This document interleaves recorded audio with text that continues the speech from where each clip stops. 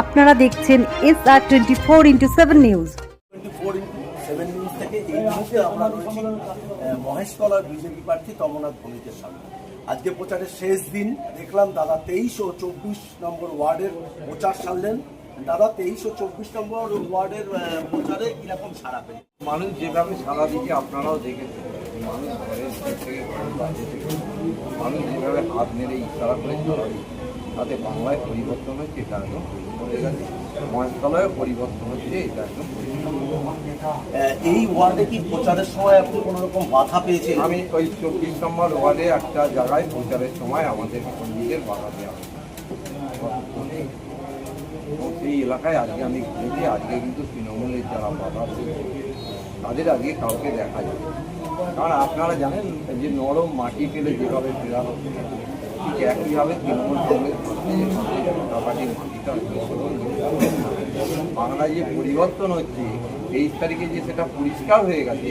তাই আজকে বাংলায় তৃণমূল কংগ্রেস কর্মীরা সেই নরম মাটি খোলবার যখন চেষ্টা করছে, বিজেপির কর্মীরা তার বিরুদ্ধে প্রতিরোধ এবং প্রতিবাদে দিচ্ছে সারা বাংলার। একদিকে আমরা যেরকম দেখছি বিজেপি যেরকম বলছে যে 4 তারিখ তারা খেলবে, সেরকম তৃণমূল শিবিরও বারবার করে বলছে যে 4 তারিখের পর বিজেপি আর থাকবে না, আমরা 4 তারিখে সবুজ আবির খেলবো। আমি বলি যদি ওরা সবুজ আবির খেলবে, তাহলে একটা দলের সুপ্রিম তৃণমূল কংগ্রেসের সুপ্রিম বলতো না যে আমি 5 তারিখে নাড়ু বিতরণ করব।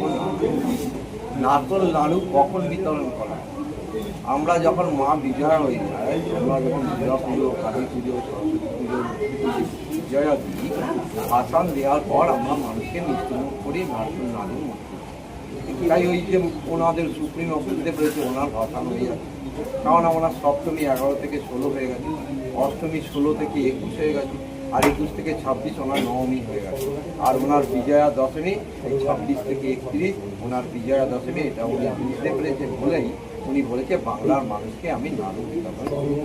তাই বলবো যে এই দল যে ভাষণ হচ্ছে, এই দল যে বিতাড়িত হচ্ছে, এই দলকে মানুষ যে রিজেক্ট করে দিচ্ছে, এটা আজকে পরিষ্কার হয়ে গেছে। তাই গেরুয়া আবির আর দোকানে পাওয়া যাচ্ছে, আর মানুষ এখন থেকেই গেরুয়া আবির কিনে তার ঘরে স্টক করে রেখে দিচ্ছে, যাতে 4 তারিখে তারা গেরুয়া ঝড় তুলে গেরুয়া আবিরের মধ্যে দিয়ে বাংলাকে নতুন পথ দেখায়। যেমন আপনি প্রচারে বা বাইকের অনেক সময় বলেছেন যে আপনি জিতে আসলে মহেশতলায় যে জলের দুর্দশা, জল নিকাশি ব্যবস্থার যে দুর্দশা, সেটাকে দূর করবেন এবং সুপার স্পেশালিটি হসপিটাল যেটা রয়েছে, যেটা আপনি আপনার বক্তব্যে বলেছেন বেসরকারীকরণ হয়ে গেছে, সেটাকে নতুন রূপে একটা আলাদা স্বাস্থ্য পরিষেবা আপনি মানুষের কাছে এনে দেবেন। সেটা নিয়ে আপনি জেতার পরে কতটা দায়বদ্ধতা?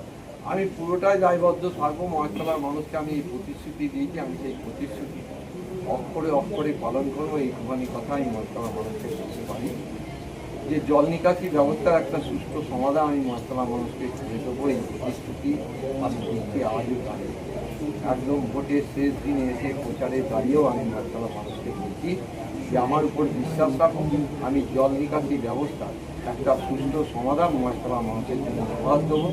এবং যে স্বাস্থ্য পরিষেবা মহেশতলার মানুষ পায় না, বঞ্চিত, পৌরসভার টাকা খরচা করে একটা হাসপাতাল তৈরি হওয়ার পর সেই হাসপাতালটা কিছু কাটমানি খাওয়ার লোভে তৃণমূল কংগ্রেসের নেতারা যেভাবে বেসরকারীকরণ করেছে, সেই হাসপাতালকে পুনরায় উদ্ধার করে মহেশতলার মানুষ যেন ন্যূনতম স্বাস্থ্য পরিষেবা পায়, সঠিক তার ব্যবস্থা আমি করে দেবো। এই প্রতিশ্রুতি আমি মহেশতলা মানুষকে। মহেশতলা বিধানসভা তৃণমূল কংগ্রেসের যে প্রার্থী রয়েছে সুভাষিস দাস, তার সমর্থনে আজকে অভিষেক বন্দ্যোপাধ্যায় প্রচারে আসছে। দেখুন, আমি এটা নিয়ে নতুন কিছু বলবো না, কেননা বাংলার মানুষ জানে তৃণমূলের A to Z চুল, তৃণমূলের A to Z খুন করে, ধর্ষণ করে, ডাকাতি করে। তাই তৃণমূল কংগ্রেসে কি আসলো না আসলো মহেশতলার মানুষের সেই নিয়ে কোনো হেডেক নেই, বা সেই নিয়ে কোনো মহেশতলার মানুষ মহেশতলার মানুষ দীর্ঘদিন ধরে আগের থেকে প্রতিজ্ঞা করে রেখেছে যে অভয়াকে তৃণমূল কংগ্রেস যেভাবে ধর্ষণ করার পর খুন করেছিল, তামান্নাকে যেভাবে বোম মেরে তৃণমূল কংগ্রেস হত্যা করেছিল, তার বিরুদ্ধে মহেশতলার মানুষ 29 তারিখে প্রতিবাদ করবে, এই বিশ্বাস আমার আছে। এবং সেই প্রতিবাদের ঝড় 29 তারিখে মহেশতলা বিধানসভা 2 নম্বর বোতাম থেকে পদ্মফুলের ভোট দিয়ে বাংলার পরিবর্তন। সর্বশেষ আরেকবার আপনাকে জিজ্ঞেস করছি, আপনি কি 100% কনফিডেন্স যে 4 তারিখ গেরুয়া আবিরি খেলা হবে? একদম 100% কি আমি 200% শিওর আছি যে 4 তারিখে গেরুয়া আবিরি খেলা হবে। সারা বাংলায়, শুধু মহেশতলায় না, সারা বাংলায় গেরুয়া ঝড় বইবে, গেরুয়া আবির খেলা।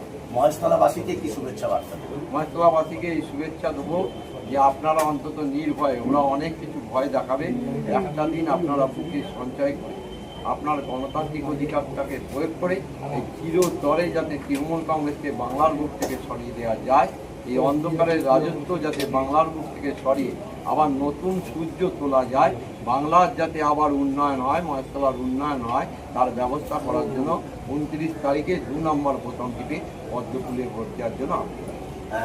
সর্বশেষ কোশ্চেন, বাটার মোড়ে দাঁড়িয়ে আপনি বললেন যদি আমরা জিততে পারি, ক্ষমতায় আসতে পারি, তাহলে বাটাকে পুনরুদ্ধার করে আবার আগের অবস্থা ফিরিয়ে দেবো, সেটা যদি একটু বলেন। বাটা কোম্পানির আগে 16,000 কর্মচারী কাজ করতো, এখন 884 জন কর্মচারীতে এসে উপস্থিত হয়েছে।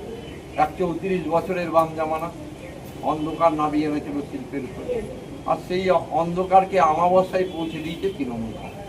তাই সারা বাটা কোম্পানিটা একদম অন্ধকারে ডুবে গেছে। 16,000 থেকে 884 জনে এসে উপস্থিত হয়েছে।